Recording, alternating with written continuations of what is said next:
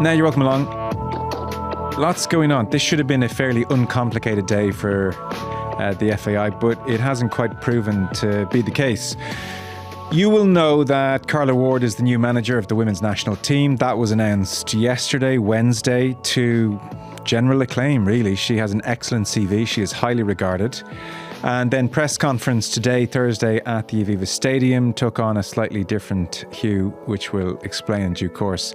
We have two guests with us who've just been at the press conference. So Rachel O'Sullivan covers women's football, the WSL, and more besides for Girls on the Ball. She's a co-founder. Girlsontheball.com is where you can check out their work. Rachel, you're at the Aviva Stadium still. Hello. Hi there, how are you? Very well. And Aidan Fitzmaurice of the Irish Independent, of course, has hightailed it from the Aviva to join us here in Talbot Street. Thank you for that. Sure.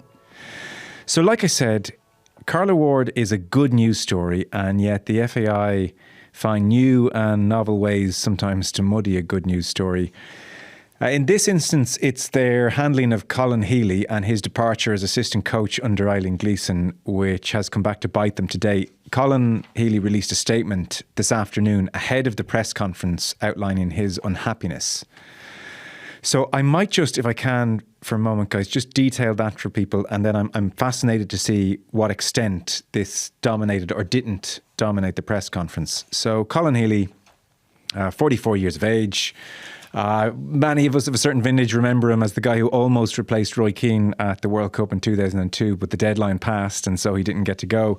But he had a very fine career. He came through at Celtic, played for Sunderland, for Ipswich, Cork City, of course, and has 13 caps for the Republic of Ireland.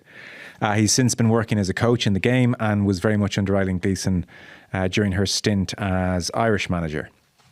So Healy's had a really nightmarish year, I think, in his personal life. It's fair to say last year his wife Kelly died in April. They have two young children. It's horrific, and you wish him well. He went back to work, though, as part of the Irish team. And, of course, that culminated in the playoff against Wales in November. Now, in his statement today, Healy talks about how around that time, in the build-up to the playoff game against Wales, which obviously Ireland lost and did not make the Euros for 2025, Cove Ramblers made him an offer, which was a very good offer. It would allow him to be at home and look after his two young children. It would offer financial security. And so he really considered it. And it was around this time he said he spoke with Marc Canham, the FAI's director of football. And to use his phrase, he let his heart rule his head. And he talks effusively in his statement today about loving working with the team, loves the players, admires them hugely. And so he stayed. He turned down Cove Ramblers and he stayed with the women's team. And I think to a large extent, he cites the conversation with Marc Canham, which he thinks assured him verbally of his future as a coach. So the day of the news being announced on Eileen Gleeson and her departure was the 11th of December. A few minutes before that press release, Colin Healy says he received a phone call, short phone call from Marc Canham, and the news was not good. In effect, you're being let go. So that was a shock to him, not least because of the conversation he'd had with Canham. He then noticed that the FAI press release didn't really clarify the fact that he had been let go, and so he asked his agent to clarify. He wanted the players to know this was not his decision. He then says in his statement, I'll read directly, on the morning of the 12th of December, which is the day after he was released, I received a text message from the FAI CEO, David Carell, who I believe to be a very decent man, he says. And Carell thanked him for his time with the association. But, he says, rather surprisingly, David also expressed genuine sorrow that it had been communicated to him that I had made the decision not to continue. He was also very clear, David Carell, that the FAI would have welcomed an opportunity for me to continue my work with them. By reply, I informed David it was not my decision to leave and that I was, in fact, let go. So all very strange. And he talks about being quite unsettled by that conversation. He decided to let the dust settle over Christmas. And he says, the last year has been the toughest of my life given I lost my wife Kelly, so I did not want to make any decision on how to progress with this issue while emotional. It's been over a month since I was relieved of my responsibilities at the FAI, and the nature of my treatment still feels completely unacceptable. He says Marc Canham was aware that the Cove opportunity offered me long-term employment at a really progressive club. The position also allowed me to combine my coaching career with duties as a single father to my 2 young children at a club close to my home in Cork. And then he does say, I'm not naive. I've been in football a very long time. Coaches lose their jobs, which is just the harsh reality of sport. But there is a way to behave and a way to treat people. I feel the treatment I received lacked transparency and compassion, and that there was a total disregard shown towards my welfare as an employee. A reality that now sees me out of work and affects my ability to provide for my children. He says then, furthermore, I don't understand how David Carell, in his position as CEO, could have been under the initial impression that I had chosen to leave the association when that was never the case, something I find particularly unsettling. And he said in the statement he intends to make a complaint to the FAI's Director of People and Culture. He does finish the statement by really praising the players. My work with the staff and players helped me get through the toughest days. Their support enabled me to find a peace of mind, which allowed me to give the best version of myself to my children. And yet again, in this instance, Denise O'Sullivan and the players have been there when I've needed them. And he wishes Carla Ward all the best. And that is his statement. So, I mean, Rachel, you probably couldn't really make it up that Carla Ward and David Carell and Marc Canham probably woke up this morning thinking, well, this will be nice. You know, this is good.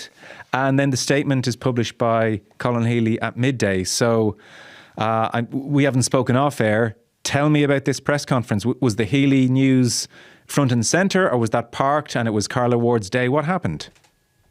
I would say I was fairly front and centre, which was quite frustrating. It started off with them making statements, and I think probably many of us thought they might address it in that moment, which I think would have made a bit of sense to address the situation and try and get ahead of it, but that wasn't the case. So we kind of started the press conference in terms of talking to Carla, welcoming her, and then it obviously turned to that issue and carried on for some time. I think FAI were quite defensive.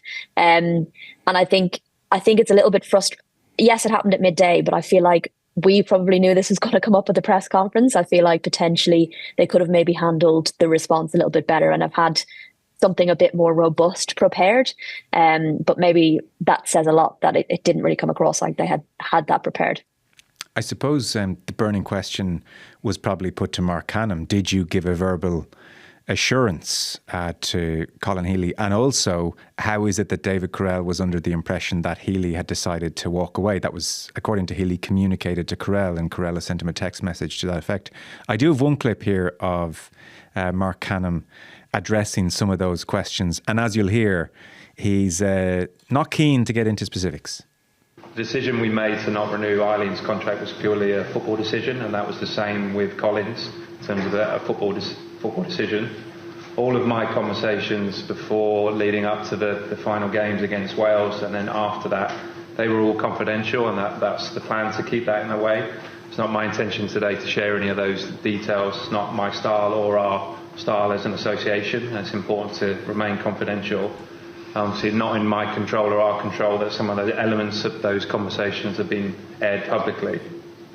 What I can say is I've been very consistent in all my conversations with Colin, his agent, and other people that have been involved in those conversations, that the decision that we make on the renewal of the contract or non-renewal would be based on a review, which is very consistent to what we've done with other teams in the association, with other head coaches. And it's very consistent throughout that would be the case. And the staff and players were involved in that review, and it was always transparent that would be the case. And the decision was made then, after an assessment, that we would not renew the contracts of Eileen and Colin, and that was taken to board for approval. And then a conversation happened between me and Colin on the night of the board, same with Eileen, and it was very clearly laid out there would be no renewal of contract. So Aidan, two things there. Firstly, Marc Canham saying confidential, staying confidential. And you kind of think, I'm not sure that's going to cut it with the public. Secondly, he does, I suppose, defend himself by saying, I was very transparent with everybody, and I said that, in effect, your future, so to Healy as well as Gleeson, your future will be dependent on a review after the Wales game. Yeah, we're looking at, I suppose, maybe interpretation of two different stories. It would surprise me. Colin's statement said that he had been verbally assured by Marc Canham that he would be recommending a new contract for Colin and Eileen after the Wales game. As we knew, any future contract would be hinged on qualification. As it happened, it was all or nothing. She had to qualify or go. So it would surprise me if Marc Canham had made that offer to Colin Healy. On the other hand, I've known Colin Healy a long time. He's in football a long time. He's played for Celtic. He's played under Mick McCarthy, under Roy Keane. He knows how contracts work. It'd be very surprising me if Colin Healy, got that from somewhere else or didn't hear. Colin Healy knows how to conduct a contract as a player. As a manager, he's manager of Cork City. He knows how contracts work. So there's a clear discrepancy there between Colin saying that he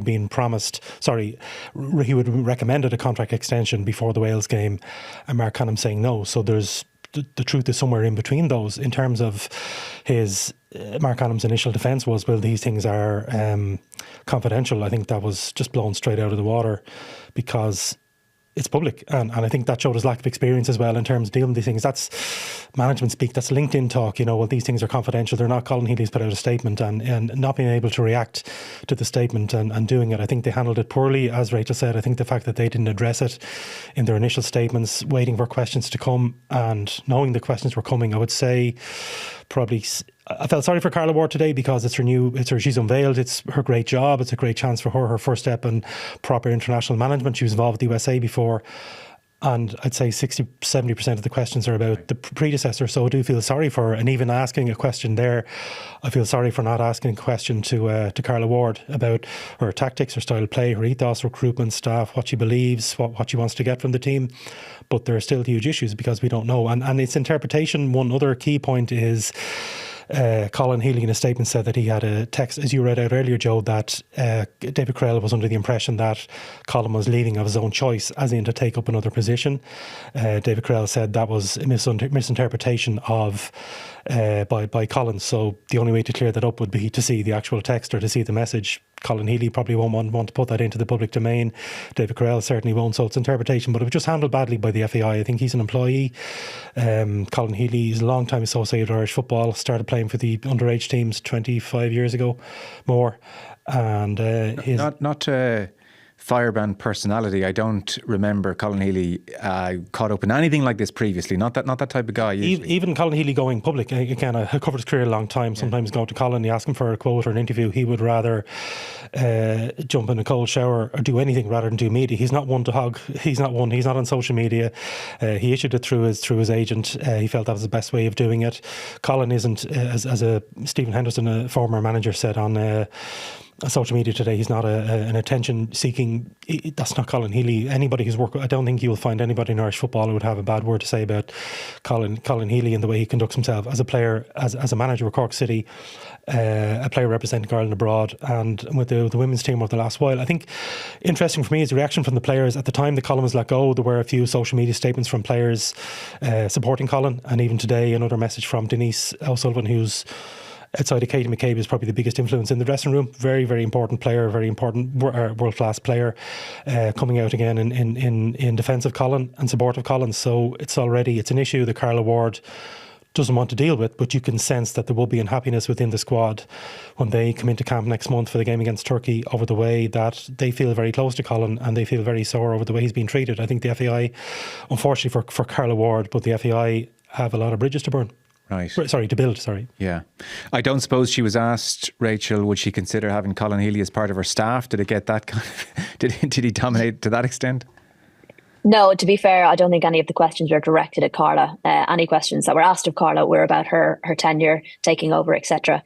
All of the questions about Colin were directed elsewhere, so she didn't have to face that. It's if I was David Carell, I'd be double and triple checking that text message, Rachel, because to come out and say emphatically today, no, he has the wrong end of the stick if he thinks that I told him it was my understanding that he didn't want to continue working with the FAI.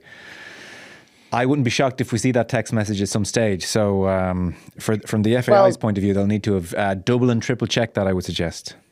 It's an easy way for someone to prove whichever side is right or is telling the truth. That's the easiest way to kind of prove how the conversation went down. What's your sense of how Marc Canham handled that? Citing confidentiality, can't go into it. It was frustrating, and I think it was it kind of evident of the way whatever went down with Colin was poorly handled and poorly communicated. And I feel like it was a similar situation today where arguably that could have been handled and communicated better. And it just felt like they fumbled the ball. I know it went out at midday, but it's enough time, enough opportunity to, crisis comms. That's why you've got that kind of team in place to handle those kind of situations. And these situations have happened in the past with the FAI to be able to handle crisis situations.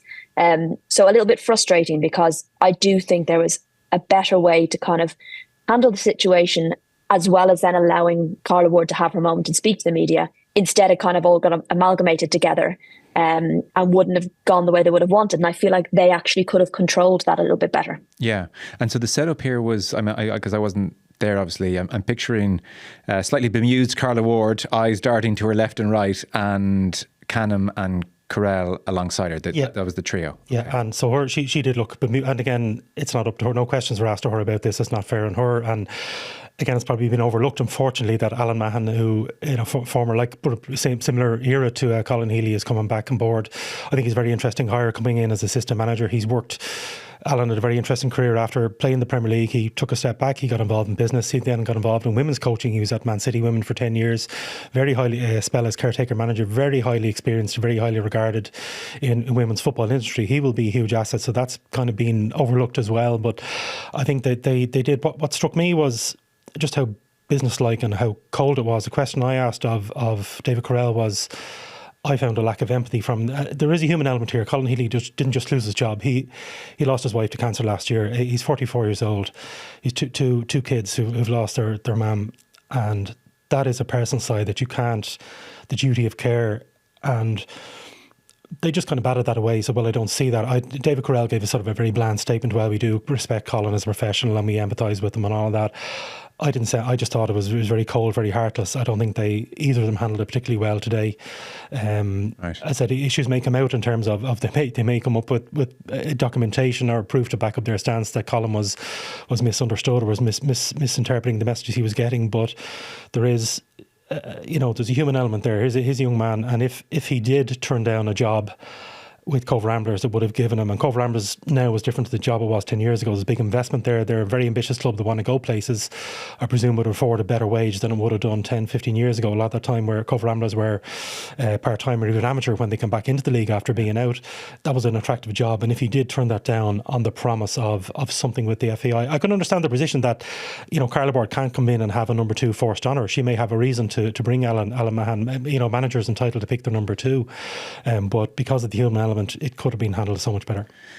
I think what's slightly problematic as well is increasingly, that period where whoever was in charge of the FAI were given a general thumbs up because they weren't John Delaney, that's gone now. And the FAI have to earn people's trust. And just, I maintain they mishandled the Vera Pauw situation from the off, giving her a total thumbs up, carte blanche within an hour of the report being published. Marc Canham's dealings are very unsatisfactory at times in the public. Some of his interviews to camera, we'll see if John O'Shea can take the job. I haven't talked to John, but we'll fingers crossed he might be able to take the job. When it became apparent that they had missed Brexit funding, the way he couched that was very, it would appear and this, as you said, LinkedIn speak and again today confidential. And well, he could give me a small example, Joe. Today he was asked what about Eileen Gleeson's situation, because Eileen, as you know, had been head of women's football, left that role to take over manager of the senior women's team after Vera Pauw left. Hannah Dingley has come in the role that Eileen vacated. Marc Canham wouldn't even say today if Eileen Gleeson was on the staff. He batted those questions away. They're facts. Either Eileen Gleeson is working for the FAI or isn't. And this obsession with secrecy and with contracts and everything else, the FAI are in the public eye, whether they like it or not. And I think sometimes it hits them hard. Eamon Hagrimson has said that a couple of interviews. He didn't realise how big the job was, how obsessed Irish people are with the national team because of the success the last couple of years and the strike going back earlier. The people do talk about the women's national team now. People are going to be talking about this in taxis and in pubs and everything else tonight. And to not even confirm if Eileen is on contract or not, that's not giving up confidentiality. That's a basic fact. And to not face up to that fact is again a weakness, if you ask me. What about that point, Rachel? Well, it's also not a surprising question. That's the other frustrating thing. Like you surely can predict the kind of things that are probably going to come up at a press conference. That is certainly one of them. So again, having a robust answer prepared for that it's kind of frustrating because, you know, we've had situations before, poorly communicated, poorly handled. Is there an element of learning there? It doesn't feel like it sometimes. And, you know, maybe it's my comms head on me, but some of these situations do feel like they can be proactively prepared and addressed rather than waiting for, you know, it to hit the fan, essentially, and then start trying to deal with it. And it just felt a little bit like that. Again, asking if Eileen Gleeson's still in the FAI is not a surprising question, and that is something that an answer could easily be prepared. Yeah. I think the answer is yes, isn't it? Like, you know, there's no great controversy. Yes, we're still figuring out how it looks for her. But yeah, she's very much involved and we're delighted to have her. Even so, but even on the comms thing, as Rachel mentioned, the fact that, and Colin's point about not being included in the statement confirming that Eileen was gone, and these things are important to people. The famous one was Roy Keane querying the statement when he left Man United, that I think they said he was there for 12 years and he corrected, say it was 12 and a half. That was important to Roy, and to include Colin Healy's name in the list when you're thanking people when Eileen was gone. You know, even today, there wasn't really an apology from Canham or Correll. They said, well, we'll review that and address that. They didn't see how that would occur to Colin Healy. I just thought it was a very weak performance today, particularly from Marc Canham, who, as Rachel said, should have seen the questions coming. And why you think it's good enough to say, well, no comment on you're not asking how much Eileen Gleeson is earning or anything else, but is she still working for the FAI? And this is the time again when the FAI are going to be, a new government is coming in, they're going to be banging on that door looking for more state support without this transparency. So I suppose to put a full stop on the Healy situation, I do want to talk about Carla Ward obviously as well. There's known unknowns and then there's unknown unknowns, I think, in this one, Rachel. So we were not privy to the conversation between Colin Healy and Marc Canham in advance of November. And that you can see both viewpoints here. I could understand Marc Canham if he was to say, well, hang on a second, I would not tell anyone they're guaranteed of a job. Like, of course, we'll review this at the end of November. That seems plausible. But then, as Aidan says, Colin Healy is an experienced man, peak of his powers, 44 years of age. He's got this very interesting job offer from Cove, which really ticks a lot of boxes in his life. He's going to give it due consideration.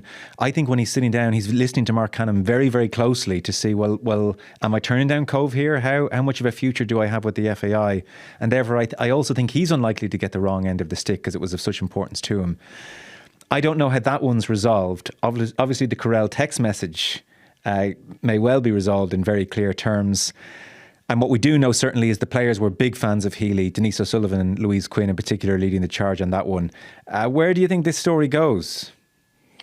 I feel like I might rumble on a little bit longer. It's a difficult one because it is something that happened verbally. And, you know, yes, these people will have relationships and they'll talk to each other, you know, in and around the FAI environment. But at the end of the day, that's an important conversation you're having with someone. You are ultimately a business structure, idea, organisation.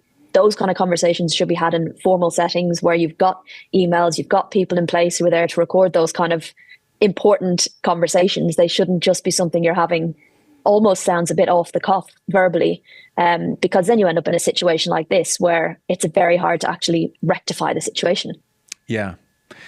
Aidan, I sense, given your view of the FAI's handling of the situation broadly, not least today, your view of Healy and his personality, you're finding it hard to believe that he just conjured all this up out of his imagination today. His character, but also his experience. You know, what did he learn playing? He played an Old Firm derby at 19. I think he played for Joseph. I can't remember the Celtic manager who gave him his debut. He signed for Roy Keane. He signed for Mick McCarthy. He's managed players. He wouldn't get this wrong. I just don't see how he could get this wrong. And his track record is not somebody who's a little bit. There are players who, you know, they get the wrong. They shoot their mouth off and they say something on social media, and then they realise later on, oh, actually, I was wrong. Colin, because he's the fact that I'd say it took Colin Healy a huge. I was actually thought he might. I knew the statement was coming today. Part of me wondered would he pull it because he just doesn't like being in the public eye. He's also put his two children into the public eye, which I'm sure is the last thing he wants to do. They're still missing their mum, and the last thing they want to do is have their family situation laid out. So I would just find it hard to. I just think that the way things have been handled, the way it dragged out with Vera, the way it was done with Eileen Gleeson, the protracted nature of Hamer Halgrimson coming in. the way John O'Shea came in, the last time John O'Shea, Marc Canham saying, well, we'll ask John O'Shea was in for March and came back for June. Marc Canham saying in the middle, well, we'll ask John to come back again as caretaker in June before he'd been asked. I just think it shows a lack of experience, and I think this is it again. And also today, on a human level, a lack of duty of care for. At the end of it all, strip away the caps and everything else, Colin Healy was employee, and the FAI had a duty of care to him in terms of his contract. There are issues when, if you're at a football club, for example, there are safeguards built in. If you are finished up, you get a month's wages, or you get a month to do your rehab at a club. There are safeguards built in there as a player. There seemed to be none of that as in this case. Colin Healy was just gone. As he met some football is harsh. He saw a manager sacked. He's seen all of that, but just a lack of duty of care to an employee. And it will be interesting what Rachel said, where this goes. People talk about it. It could be internally. He has registered an issue internally with the FAI, with their HR policies internally. I think that'll be the interesting one. Yeah, and I think to very final point on it, I think you probably cited the most damaging thing, I think, for the FAI. If in the court of public opinion, there's a sense here that there was a lack of empathy and humanity, not just to look, any employee would be deserving of it, but also a former player who didn't leave for the Cove Ramblers job on mid-campaign. If the public sense that he's been just treated coldly, in many respects, that'll be remembered long beyond any HR finding. Yeah, and they could have addressed that today. They could have apologised. I wondered, would they? They only had 2 hours. Colin's statement came out on Instagram at 12. The press conference was at 2. Clearly, the FAI had a lot to organise in terms of photo shoot and everything else.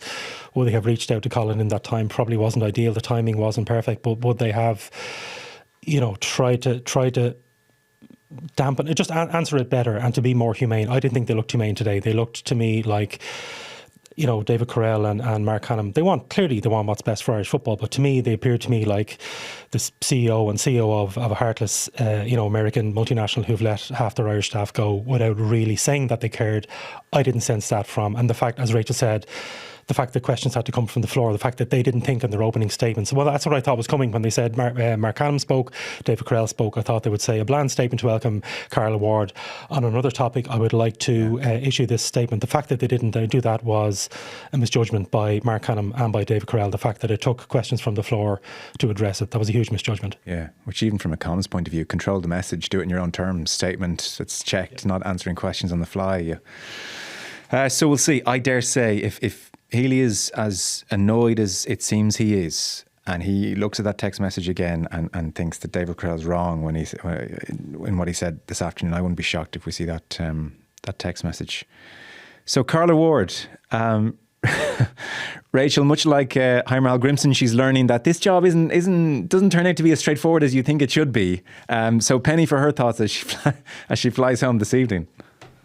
Well, absolutely. I think thrown in at the deep end. And actually even thinking about what they could have done, even if they pushed the press conference back by 10 minutes and allowed the two to come in and make the statement, then bring her in, instead of this situation where there were moments that she just wasn't talked to for maybe 6, 7, 8 minutes.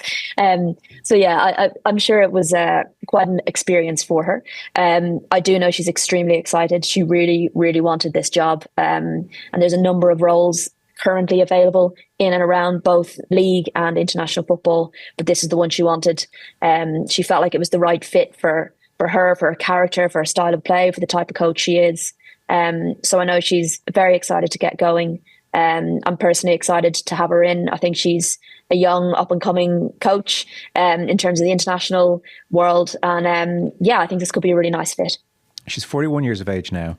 And so across her 30s, she established herself at Sheffield United, Birmingham City, Aston Villa. I think, the best insight into her personality and her character, Rachel, is an interview with Katie Wyatt in The Athletic last July, where she talked about her reasons for leaving Aston Villa. And even if you weren't interested in football, just the headline alone would grab you. My life was coming down around me while I was still trying to manage. So short version is she talked at length about the demands of the job. Up at 5 a.m, returning 11 p.m, or sometimes 2 days later, missing school shows, missing school trips. She has a 5-year-old daughter who was naturally enough saying, well, are we hanging out today? And the answer was no. And she talks about internally just crying all the time. the effect this was having on her home life was horrific, you know. And she says, it came to a point where I was thinking, can I walk away from this? And was conscious of the fact that kids grow so fast. She said, you never get that time back. It haunts you. I spent many, many nights in tears. She said as well, you know, no fault with Villa. Christian Purslow, very supportive, that she was working through mum guilt and also the breakdown of her 14-year relationship. So there was a lot going on in her life last year. My life was coming down around me while I was still trying to manage. And as well as that, 2-hour commute to work and 2 hours home. Alarm goes off at 5:15 a.m. Leaves at 5:30 to collect her assistant manager from Rotherham. Get to training 7:30. Staff meetings 8:15. Team training 10 a.m. And then a blur of meetings, gym sessions. She would speak to the director of football 50 times a day. Something had to give, and so she decided to leave. And I guess with her 5-year-old, the attraction of an international job is very much Ireland's gain here, it seems. Yeah, absolutely. She's the kind of manager who gives her absolute everything to a role, eats, sleeps and breathes it. And I think, you know, as someone who kind of covers the WSL week in, week out, you could see her almost deterioration, if you like. She's a very bubbly character and, you know, always enjoyable doing press conferences with her, but you could just see how drained she was and how draining it was. Add to that Villa were having a difficult time on the pitch, a difficult start to the season. It all just kind of felt like it was piling up a little bit, and it would have been such a shame to lose a manager like that from the game entirely. So, you know, I'm delighted that she was able to step away. She did a bit of punditry. She got to take some time, and for her to see international football as a good fit for her. We're seeing that quite a lot with, you know, female coaches with young kids, Emma Hayes, Tanya Oxtoby, and it allows her to give her everything at camp and then in her time do all the other work that's needed. And, you know, that's not to say that they have some sort of break in between windows, but in terms of where she needs to be and who she has to support her and what needs to be done, it is very different from league football. So absolutely Ireland's gain that she's chosen to stay in the game and most importantly move to international coaching. Would she have a very specific style of play or a little bit more pragmatic? I mean, Villa were defensively strong, but I think she's the kind of coach that wants her team to play possession football. You know, they didn't bank up. They weren't the kind of team that would just bank up. You know, especially when she has quality and she can identify that quality. She's very good at getting the best out of players. You think of when Rachel Daly came in and how quickly she hit the ground running in the WSL. You know, very effective on the transition. And I also think she can be adaptable when she needs to be. And I think that's very valuable for Ireland, especially when you're in a kind of League B, hopefully getting out of League B into League A. That's an adapting situation right there. You're going to be playing very different types of football. So, yeah, I think she'll be excited to try and help develop Ireland's style. It's something I remember Ruesha Littlejohn talking about after the Wales game, about wanting Ireland to have more of a clear style, a clear possession-based style and be good with the ball. And, you know, I think she would be on a similar wavelength. It's probably hard, Aidan, for your bubbly personality to shine through in an environment like today, I would think. What did you make of her in the midst of what was kind of tricky enough scenario, it sounds like? It was tricky enough. She did handle it quite well. I think any questions put to her, I think, was interesting. I think she's the right hire. I think when Eileen left, I was reading a lot of lists of contenders and possibles. I saw one list that had 6 people who were all Irish. I thought at the time and wrote that I think the next manager probably wouldn't be Irish and probably shouldn't be. They needed. You look at what they did with Hamer Hagrimson. We were thinking at the time, you know, Damien Duff and Stephen Bradley and all these people, and the FAI's criteria, which they revealed later on. One was managing a team at senior and international level. Second thing was having success at senior and international level, which he did. So that instantly ruled out John O'Shea, all those people we were thinking about. So somebody who has experience at the WSL level and also somebody who has international experience. She wasn't manager, but she was with the USA team last year, so she ticked those 2 boxes. I think that's why she's got the job. She can prove there was no real domestic contender, somebody who, you know, just simply, you know, having a good track record in the domestic league would not be good enough to prepare you for this job. I think she's issues facing her. You know, clearly the age of the team. We've already had a couple of departures, Dan Caldwell and Niamh Fahey. Second problem will be the younger players just not getting game time in England. Just the number of minutes they're getting at WSL level for a lot of the younger players is worrying. And I suppose the third thing will be the level. The women's team are probably going to have this difficulty for a while because not good enough for League A, but too strong. They probably will, their teams are going to play against in the Nations League. They're going to beat Turkey. They're going to beat Slovakia. We know that. Going up again, being in that middle ground. One of the interesting things she said today was, I think we could be looking at a Jack Charlton situation in terms of the granny rule and contacts. She said today that she's already been in touch with agents about trying to source players who have an Irish connection, Irish granny. We've done that already with Ciara Caruso. That's been very fruitful. Rusha, some players are caught early. Courtney, of course, was in the system from early. Others recruited later on. That's probably where it lies. Her contacts. Can she beef up this team with some recruits? Is there American, Canadian, Australian player out there with an Irish granny who hasn't been recruited yet, or a player in England who might defect like Aoife Mannion? I think that's where it's going to be. So her coaching, everything else we'll see, but has she got enough contacts on the ground in the UK to hear, like the old Jack Charlton situation, finding out that somebody, do you know that John Aldridge has an Irish granny? That's probably where her success might lie. That can add to whatever work she can do in the training ground. Yeah, I guess Farrell was a very late inclusion on Vera Pauw's part, wasn't she, from the States? As Aidan says, Rachel, Nations League, League B. So League B is 17th to 32nd in the rankings. Ireland are ranked 19th at the moment. So they've Turkey and Tala first up. They'll have Greece on the horizon. Was it Slovenia or Slovakia? Slovakia and Greece. Sorry, I thought it was Slovenia. Slovakia and Greece. They should win all those games. This is there's a kind of cyclical quality here. This is like Eileen Gleeson's first shot at management, and then you get League A second time around. So I guess if you're Carla Ward, you probably do take the more gentle start and get things up and running that way. So maybe the fixture list is kind. Yeah, absolutely. I think it's actually a good time to bring in a new manager for them to get their feet wet. And, there will be a confidence within the squad going into League B. That's not to say that they should be complacent. And I think actually having a new manager will help prevent them being complacent because the new manager will want to make her mark. But yeah, I think it's a good way to start, get them ideally up into League A and make that qualification process just that little bit more, I wouldn't say easier, but less difficult, which I think is the goal. Okay. And a final thought in terms of home-produced players. I mean, the granny rule, let's use it to our advantage, I'm sure. Do you have a sense of Irish players making breakthroughs in the WSL? Is there a good generation coming through, or is it very difficult for players over here? What's the word over there? I think some of them could do with a few more minutes. I know we've had a couple come across over Bristol as well, for example. I think there's often a feeling that young players are not getting opportunities in the WSL and the Championship. It's the same can be said for young English players. But actually this season, we've seen an awful lot more reliance on youth players and players getting those opportunities.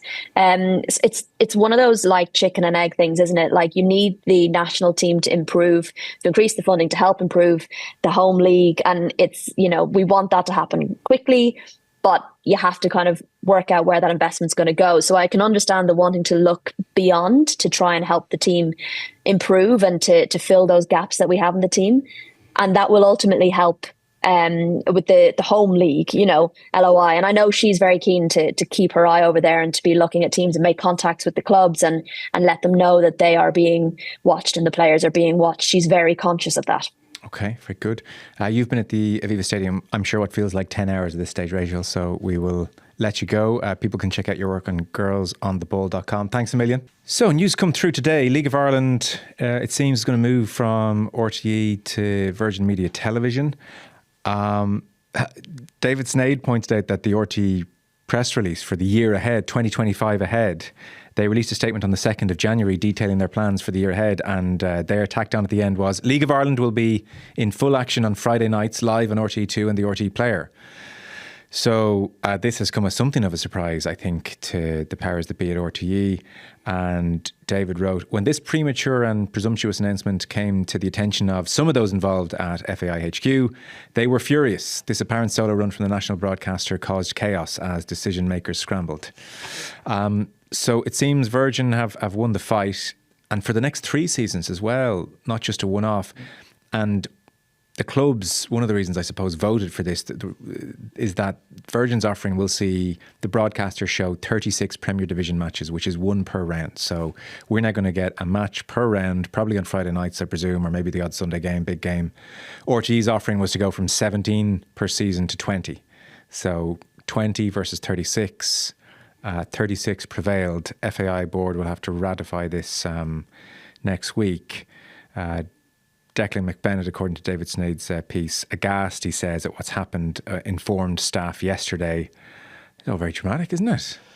It's funny, the relationship between the League of Ireland and RTE. Historically, it's been an odd one where for years they ignored it, or remember games being put on at certain times. RTE did it to suit themselves. Obviously, never paid a match fee, which obviously agreed clubs. And I think there was a stage probably about 20 years ago where it was basically forced on them that it was contingent on getting the international games was covering the League of Ireland. RTE didn't really want it. At various stages over the years, the RTE would deny that. They say they have a commitment to games. They don't just do, the big game live on TV. They're there from Friday nights covering major matches on radio. But I suppose it's just frustration that people felt that the job that Virgin have done, their build-up, longer build-up, and you know that from how Virgin cover TV, longer build-up, longer post-match analysis, just they cared a bit more and gave it more attention than RTE did. That RTE maybe took, it's like taking a spouse for granted, and you wonder why they've gone off with somebody else who's offering you a better life and a fancier life. And that seems to be what's happened, that the clubs realise, well, there was only one show in town for years.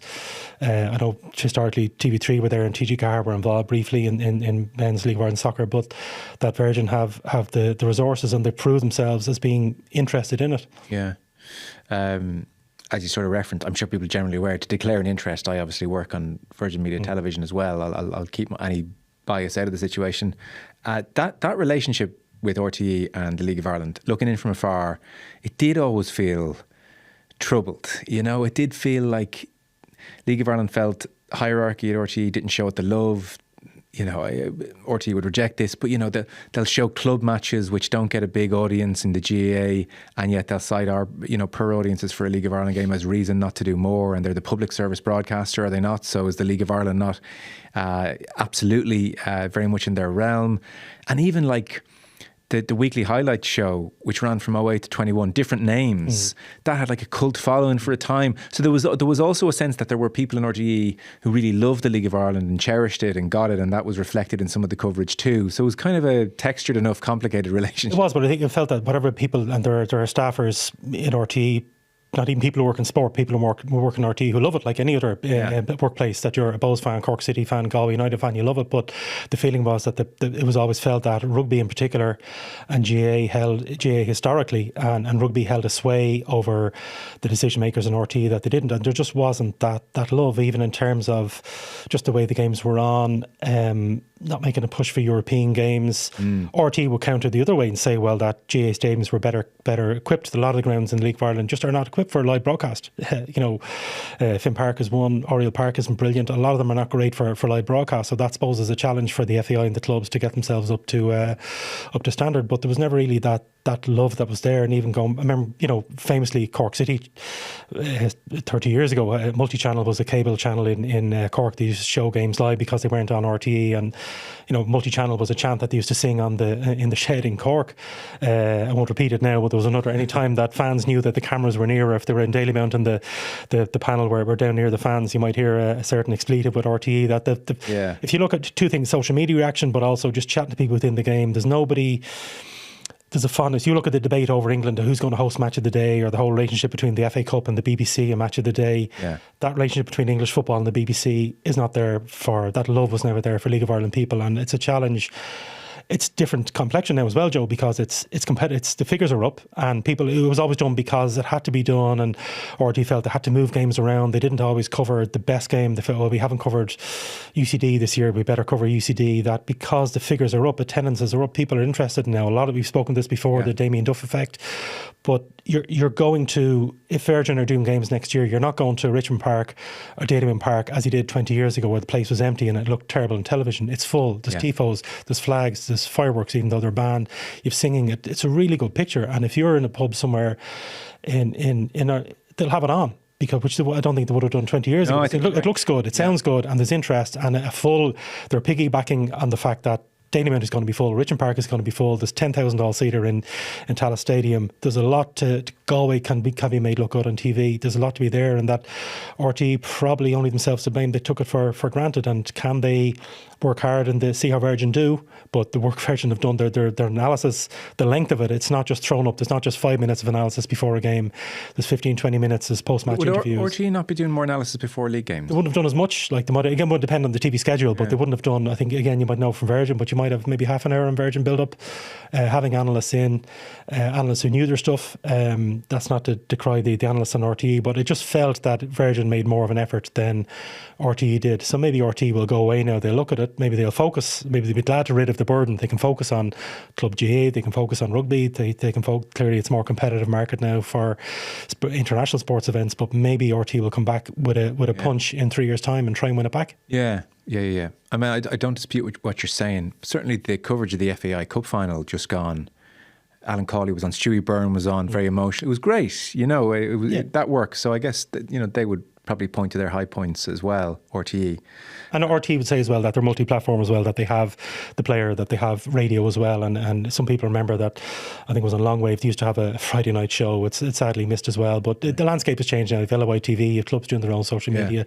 I just think RTE being caught out, they're still in probably the mindset of maybe 20 years ago, when people often used to complain about the fact that games on Friday nights, clips, goals couldn't be shown until the highlights package on Monday night, whereas in Northern Ireland, for example, the games at 3 o'clock on a Saturday were on BBC Northern Ireland at 5 o'clock, whereas in the League of Ireland you had to wait 4 days to see them. So it took RTE, I think, they took it for granted and they've been caught out, and Virgin, we'll see how Virgin do, but the outlook is good. Yeah, well, the TV audience for Premier Division last year rose by 42% year on year, which is absolutely staggering. So there is a certain irony that just when this thing...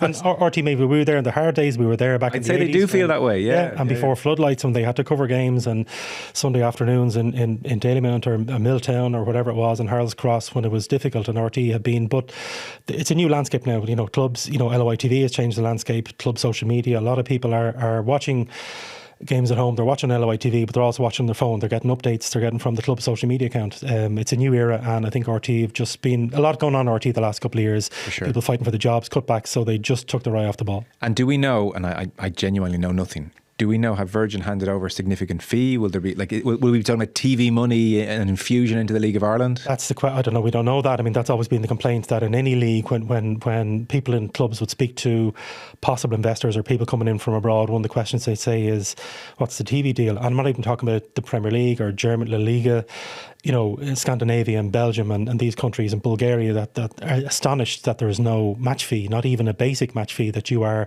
should be honoured for the cameras to turn up and cover it. So that's what we need to find that out. Maybe you might have a trial basis for a year, and then Virgin go, okay, well actually we're going to pay whatever the fair rate is now as well. Of course, this is just for league games. Europe will be interesting. A lot of people kind of noted that it was Premier Sports who covered Shamrock Rovers games in European club competition this year, that none of the domestic broadcasters were on board in time. That's now a hotter ticket base now, Rovers. It is, yeah. So maybe next year, and particularly again with the Duff effect, Shelbourne being in the Champions League next year, maybe there will be a race for Shamrock Rovers and Drogheda and St Pat's and Shelbourne that's maybe the one that RT will push hard to get Shelbourne in the Champions League, and push that and say, look, this is what we can do. We've got Shelbourne got through to the third round. It's live on RTE. This is what we can do, and not just give up the fight. Very interesting.